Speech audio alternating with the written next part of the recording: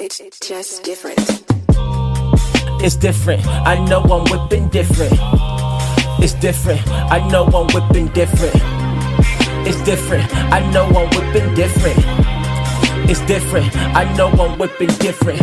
Whipping like Ramsey, whipping like Gordon. Nigga, I'm nasty. Nigga, I'm Jordan. Especially when I'm mic recording. 5'7", you know I'm sporting like jerseys in the 90s. Blood stains, it can get real grimy. Yeah, you lames don't excite me. Matter of fact, you ain't built like me. Pretty boring. That shit y'all cook really have a nigga snoring. I'm soaring, mighty morphin'. That Chef Telly whipping up courses. Yeah, they gorgeous. Presentation, everything. Take notes, watch me flourish. I'm scoring. Boom shakalaka, he's on fire, making corpses. I ain't even done yet. Gotta grab them ingredients, whip them in. Y'all niggas too plain. Y'all need seasoning. Y'all salt and pepper. White people shit. This all my practice. King with the wrist. Fry y'all up like chicken or fish. Better get gone. I beef the shits. Niggas don't know. I pray for this. Talk to me now.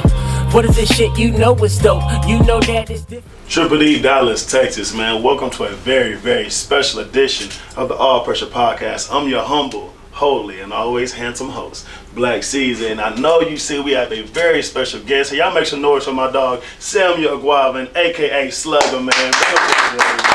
What's up, man? Appreciate you for popping out today. How everything doing? How everything going with you? Everything been good, man. You know, steady, man.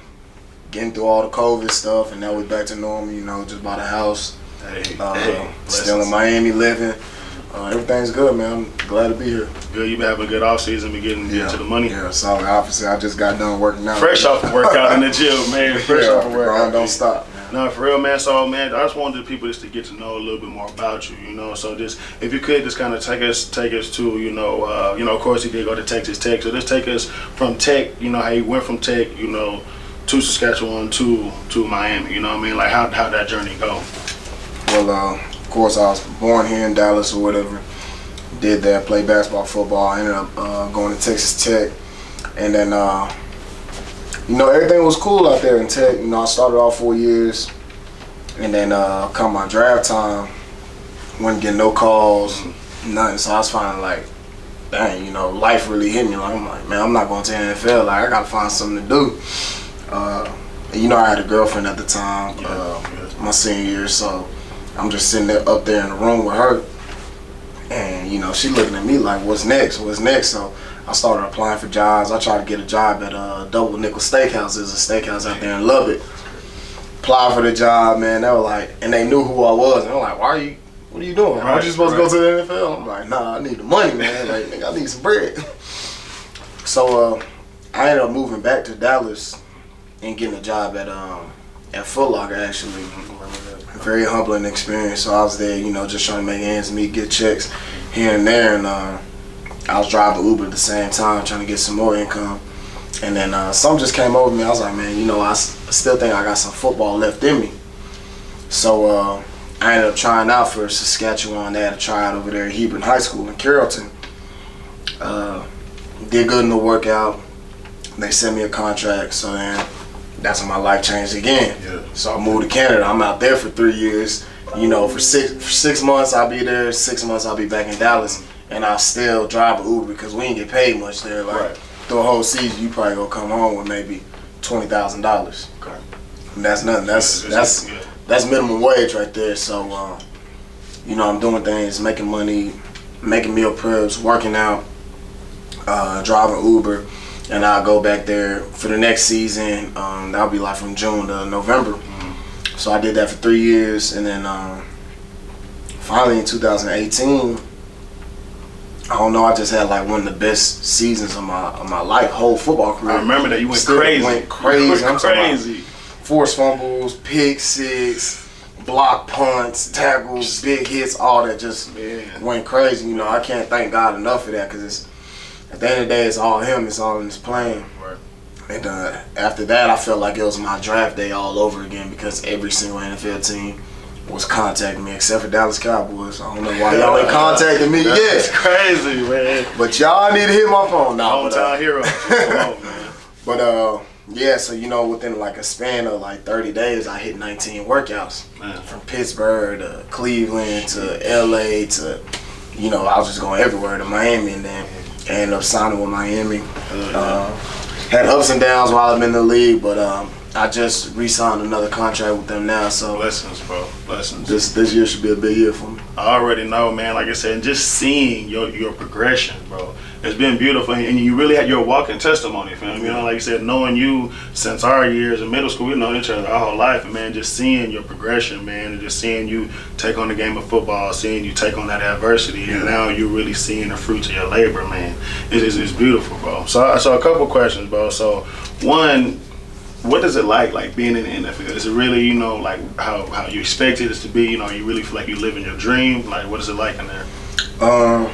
It's crazy because I feel like it's kind of like two sides to it, because everything that y'all think goes down in the NFL, it goes down. But since I'm in it, it's normal to me now. So it's kind of like I'm not starstruck anymore. Like, you know, the girls and all that stuff like that, like, it's normal to me. Not that I buy into all of it, but I already expect it, you know. Right. But like back when I was in college, high school, and things like that, like, I used to be like, man, they get so many girls. Like, man, I couldn't even get a girl in high school. Man, like, now I'm big dog. But nah, yeah, that's the NFL is the NFL, and that's how so many guys get ran out the league so quick, because it is a lot to take in. And if you can't handle it, if you can't handle your money, you can't handle, you know, keep your pants up, things like that, you go feather right out the league. So. That's yeah, right. you know, you gotta stay sharp, man. But it is what you expect. How do you personally stay disciplined? You know, with all the distractions, especially being you in Miami. You know what I mean? South Beach. Okay, you know the vibe down there. So how do you stay disciplined? You know, this in there. You know, focused on the game, focused on your body. You know, because you are ultimately invested. Like, how do you stay disciplined and focused on the distractions? You know, I think my mind is just different. I go for what I want. Like my whole, like all my movement is catered to what I actually want, and what I want isn't a lifestyle of me laying on a boat with 1,000 baddies. Like, right. I want to be Pro Bowl. I want to be All Pro. So at the end of the day, that's always on my mind. Like, even when I'm in the off season, you know, girls can hit me up, come here, come there, blah blah blah, fly here, fly there. But I'm just like, well, I gotta train. This is my schedule. Like, right. I can't do that. Oh, if I go there, that's gonna hurt me for Monday. Like, right. And I mean, I kind of live a boring lifestyle now, so that when I do get my Pro Bowl, All Pro, when I retire, then I could be like, all right, where the party at? Time to kick it. Yeah, it's time to kick it. You know, but yeah, none of that stuff really phases me, man, because it's just kind of like, I know when I was making meal press, when I was driving Uber in my Chevy Equinox, the check engine light is still on right now, and I still drive it. You weren't telling me to fly nowhere, but now all of a sudden, you know. So it's a different story, man. You know what? That's good intel, man. Because a lot of brothers out here need to hear that. You know. So question, man. Just who or what is the biggest factor, in you making it to the league? Like, I mean, as far as just your why, I know you had the personal testimony, but was there a person, was there a situation, like, who or what played the biggest factor in you making it to your dreams? It was a lot of people. Well, not a lot of people, but like each step of the way, there was like one pinpoint person I could point to. But off rip, I got to go with my older brother Andre, because I was playing basketball, he was playing football, with all y'all. Yeah. And I always wanted to be everywhere he was, do what he was doing. We used to play pool football over there at Wesley School. So one day he was just like, man, come to the workout, man. Just come work out with us. And I was like, man, y'all just let me know when y'all are done so we can go play pool football. He's like, man, just come to the workout. Right. Went to the workout, liked it. Obviously the coaches wanted me to come out and play football. So I feel like if it wasn't for that day, my eyes would have never opened up to like, bro, football's what you need to do. Like, you ain't going to the NBA. You're not going to be Tracy McGrady. Go get on that field. So you got my older brother, Andre. I don't know if you remember him, but Lonnie Griggs, he was a running back coach. Yeah. Coach Griggs. My parents did not want to take me all the way to Lubbock for a camp. And I couldn't find no way to get there, and they had money for a flight. Coach Griggs, this is all on him. Like, I ain't to pay him nothing. Drove me all the way to Lubbock and back for that camp, so I can never thank him enough. Don't know where he's at right now, but I know he's somewhere, and he's probably helping another kid out just like me. That's what's up. College, was college. Then once I got to Canada, you know, it was pretty much go time. Like I'm like, I made this choice, so you know, I started it. I'm gonna finish it. But yeah, mainly my brother and then Lonnie Griggs. Man, that's heavy, bro. Man, shout out to Coach Griggs. I remember Coach Griggs too. He used to be talking that noise at practice. Well, he used to be on people's heads, man. So let's think about this. Okay, what has been this is a two-part question. What has been your biggest success and your biggest failure in the NFL? Since you made it to the league, what do you feel like your biggest success and your biggest failure have been, if you could work with My biggest success, I'm trying to think of outside of like stat game. I remember my rookie year versus Philadelphia, I went crazy on them. And I went crazy on the Cowboys too. I got tackled for loss on Ezekiel, 2 tackles for loss on Ezekiel Elliott. But I'll say my biggest success would probably be I just bought a house, so that was huge because, you know, that's at the end of the day, the world isn't going to make more land. Right. The land is a land, so if you get a roof over your head, man, you know you set. Biggest failure, I feel like I've had a lot of failures since I've been in the league. Like money, blowing money. Like I learned big lesson my rookie year. I damn near blew probably 30 bands in 1 month because I saw it. Like I saw it, I spent it, but then right after that I snapped back out of it. Right. That'd probably be my biggest failure, really. Just bad with money management, but I conquered that now. Like I wouldn't call myself frugal, but I'm a little shiesty with my dollars now. Gotta be. But that'd probably be my biggest failure, just money management early on.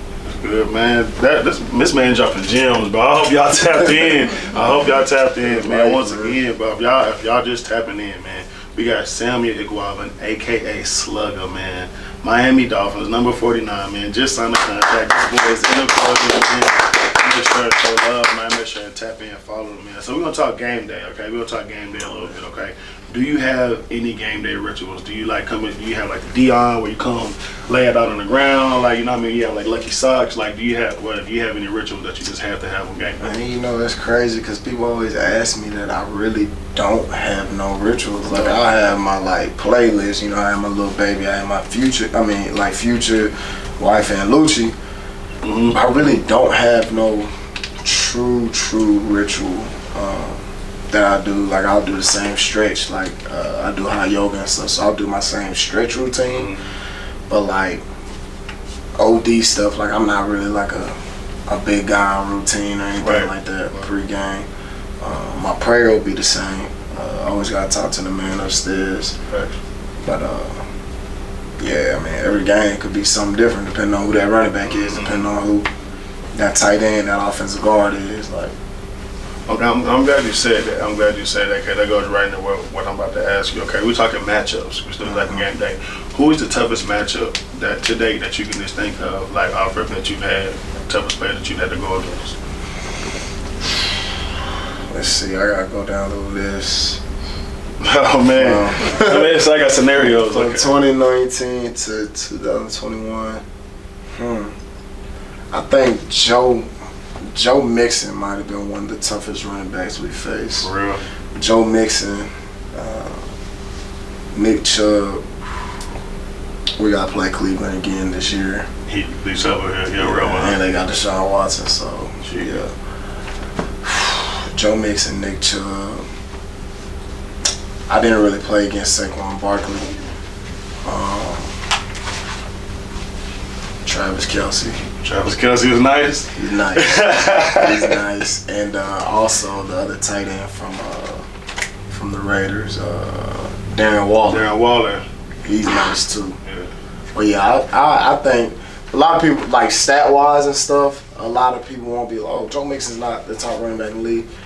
But you guys, any linebacker just playing against him, the way he presses the line, like on zone, stretches, things like that, it's really hard to like get a good shot on him. Like, yeah. Just like a lot of players with Tyreek Hill, it's rare that he gets tackled. Like guys like that rarely get tackled, like they're out of bounds or they falling on their own order in the end zone. But yeah, Joe Mixon was probably one of the toughest runners. Toughest guys, man. That's crazy. Okay, so let's Just as far as just like your teammates, do you have anybody who like your go-to guy? You know what I mean? Somebody that, like on your team is like, I know if I don't make this play, like this guy, like this is my guy. He gonna make the play type deal. Man, it's a lot of. I mean, it's the NFL, man. It's all playmakers. We all trying to. It's all playmakers. Everybody's really trying to, feed their family. Mm-hmm. But shoot, the top playmakers on the team, I gotta go with Xavier Howard. He a dog. I ain't never seen. I remember it was my rookie year, 2019. That was probably the first moment where I knew, I'm in the NFL. We had a joint practice versus the Tampa Bay Buccaneers, and everything is like live, all go, and we doing one-on-ones with the running backs and the receivers, and corners are doing running back one-on-ones on the same field. And every time X was calling out Mike Evans, like, nah, I'm only going against. And man, when I seen him strap up Mike Evans, like, I'm talking about they fighting, talking shit, like all that. And then we played him in that preseason game that same week.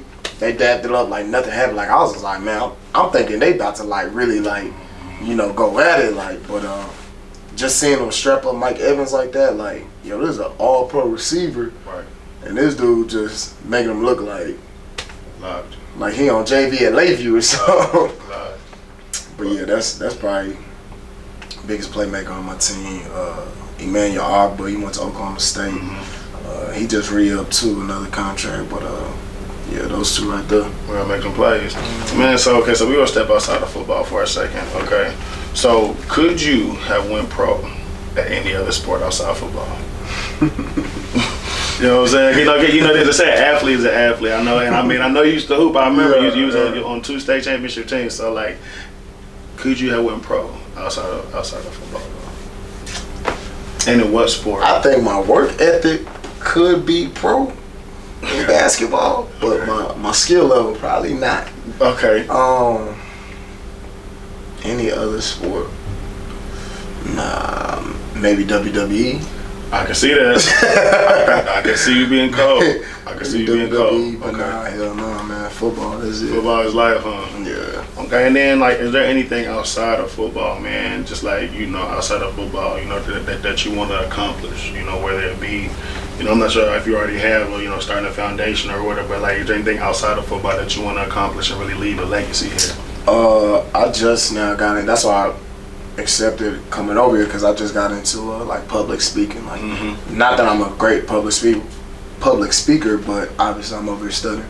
But I want to get into that. Like, I went to like a lot of like seminars and like conventions and things like this past off season, and just seeing somebody center stage in front of thousands of people and be able to just talk and not break not one sweat. Like, that just interests me. Like, I'd be astonished. Like, this is crazy. Like, I want to do that. I want to be able to do that. I feel like if you can be a great public speaker, like, what can you really fear in life? Right, like, I can stand in front of millions of people and be able to just talk and get my point across.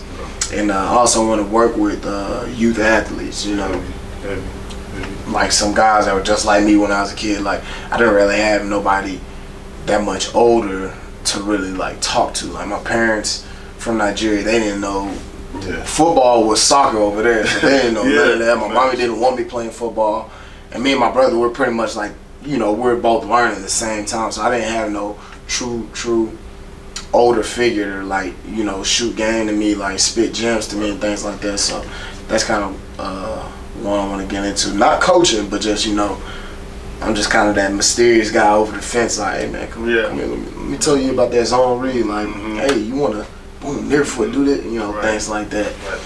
But yeah, that's the main thing. Public speaking, mentoring. Obviously, in real estate, I just bought a house, so I want to get into that. But heavy on the business, G. For sure. So, and then a couple more questions, man. So you are in this space now. You know what I mean? You're in the NFL. You're around different people. Celebrities, okay? Celebrity crush. Do you have a celebrity crush, and have you reached out to her now that you have your platform, G? Yeah. My celebrity crush, man. I love you, 4PF, little baby. But Jada, Waiter, if you listening, call my boy. Please give me a chance. Call please, my boy. Please. Call my boy. Feel me? But yeah. Shots been shot. Yeah. Been shot. Yeah, Jada Waiter, that's I have reached out to her. I DM'd her numerous amounts of times. She ain't opened it. But my homegirl in Miami is friends with her. They follow each other, whatever. So they on a boat. And I seen the girl, I seen her story. I was like, wait, you on the boat? I was like, wait, Jada on the boat. I was like, I'm trying to put two and two. Yeah. I FaceTimed her. She wouldn't answer. I FaceTimed her. She wouldn't answer. I'm like, I said, are you on the boat with Jada? She's like, yeah, that's why I'm not answering the phone. Like, you know, blase. These dudes is on the boat. Like, we ain't trying to. Yeah. And I was like, man, can you just tell her to open her DM and tell me what she think? So, so she opened the DM or whatever, and then she didn't write back, obviously. And then my homegirl was like, oh, what do you think? She was like, oh, you know, I don't like to mess with athletes. Like, I'm past that, like, blah, blah, blah. I mean, he's okay, but, you know, I'm just not messing with him. When I tell you that made my day, my year, my life, I was like, I'm fine with that. It's cool. I'm fine with She that. saw it. You know what I'm Yeah. saying? You know what I mean? She made her choice. Bro, I really appreciate you coming here. Yeah. Fam, like your time, bro, just the knowledge, the gems that you poured into us, fam. I mean, it means a lot more than we can say, fam. Yeah. So, like, if you had anything that you can just give to the people, whether about sports, whether about life, you know, just about anything in general, man, just a few remarks just to just pour into the people, man, real quick. Just don't be a follower, man. Just, you know, everybody's path is different. Like, you know, never fantasize on someone else's success. I've done that at times and it ain't get me anywhere. You know, just, you gotta have that tunnel vision. Like, the mind is a powerful thing, so never think negative thoughts on yourself. Always speak positivity into your life. It may or may not happen, but I know if you speak about your life negatively, the chance of it not happening are extremely high. But yeah, that's pretty much it, man. Just be your own leader. Don't get too caught up into what everybody else is doing, and just be yourself, man. Everything's gonna work out for you. Thank you, bro. We appreciate you putting up, man. As always, man, this is the All Pressure Podcast. I'm your humble host, man. I make sure to like, subscribe, and follow, man. We got a lot more pressure coming to you, man. Peace. It's just different. It's different. I know I'm whipping different. It's different. I know I'm whipping different. It's different. I know I'm whipping different. It's different, I know I'm whipping different. Whipping like Ramsey, whipping like Gordon. Nigga, I'm nasty, nigga, I'm Jordan. Especially when I'm mic recording.